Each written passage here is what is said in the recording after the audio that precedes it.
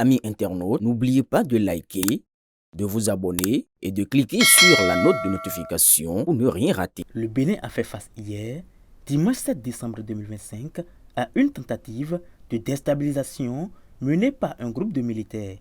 L'intervention rapide et coordonnée des forces de défense et de sécurité a permis de maîtriser rapidement la situation et de préserver l'ordre constitutionnel. En réaction à cet événement, la direction exécutive nationale DEN du parti Union progressiste Le Renouveau, UPR, s'est réunie en urgence ce lundi 8 décembre. Présidée par le professeur Joseph Djagbenou, première autorité du parti, cette session extraordinaire visait à formuler une réponse politique à cette atteinte à la sûreté de l'État. À l'issue de la réunion, l'ADEN a rendu publique une déclaration exprimant son soutien au président de la République, Patrice Talon. Nous vous proposons ici l'intégralité de cette déclaration lue par l'honorable Chéra Benochi, secrétaire général de l'Union progressiste Le Renouveau UPR. Communiqué final.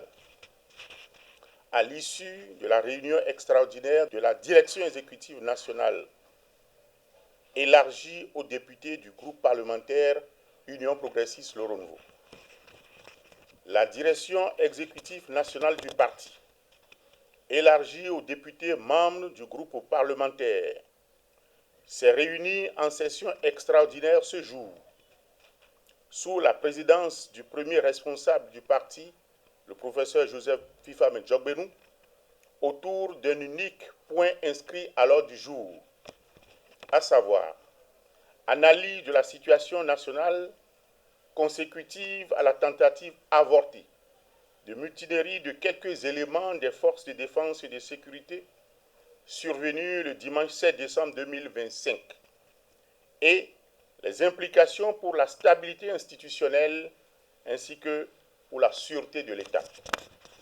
À l'issue des échanges empreints de rigueur, de sens républicain et d'exigence patriotique, la direction exécutive nationale, avec les députés, 1.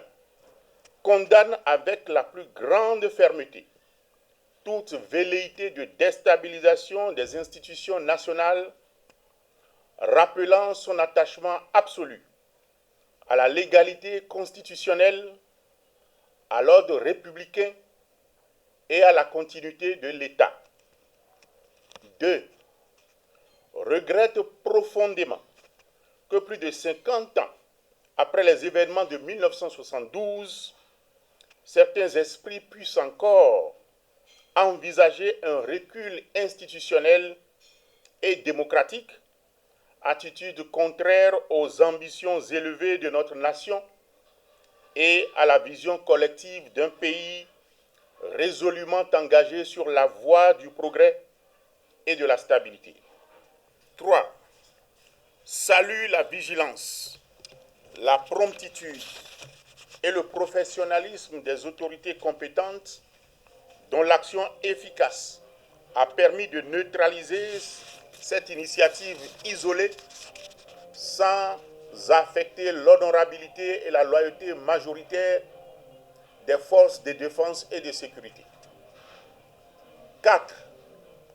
Adresse ses vives félicitations au chef de l'État, chef suprême des armées, pour son leadership éclairé, son sens de l'anticipation et sa hauteur d'État, lesquels ont permis de préserver la sérénité nationale et de garantir la continuité de l'ordre public dans le strict respect des institutions. 5. Encourage le gouvernement à poursuivre avec diligence et fermeté les investigations en cours afin que la vérité soit établie, les responsabilités situées et les dérives découragées durablement. 6. Invite l'ensemble des acteurs politiques, les organisations sociales, la société civile et l'ensemble des citoyens à la vigilance et à l'unité républicaine dans le but de préserver la paix sociale, la stabilité institutionnelle et les avancées structurantes en cours. 7. réaffirme que la sûreté de l'État, la démocratie et la paix sont des biens collectifs non négociables, piliers essentiels de notre développement durable et de la projection internationale de notre pays.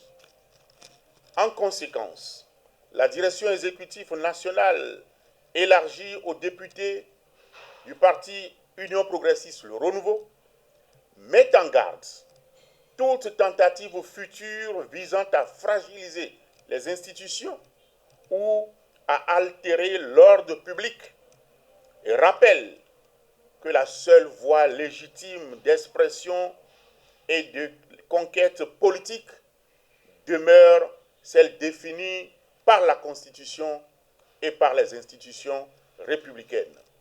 Fait à Cotonou, le 8 décembre 2025, pour la direction exécutive nationale, le secrétaire général.